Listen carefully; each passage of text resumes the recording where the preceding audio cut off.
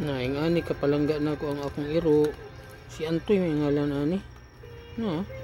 Ginasubuan na ako siya og dugpod. Siya. Pero siya mag-inarte man nang di way gana mukaon ba. Pero kung subuan ako mukaon na siya. Si Antoy. Luoy kayo ni, butan kayo ni. Kuha na ni Samo, 6 years old na ni. Kaupat na ni ng anak. Pero karon dili na siya mga anak, maburos na siya, nakuha na siya. Si tawag na sa babae. Menopause. Menopause na siguro ni siya. Butan man akong Antoy, no. Mo si Antoy.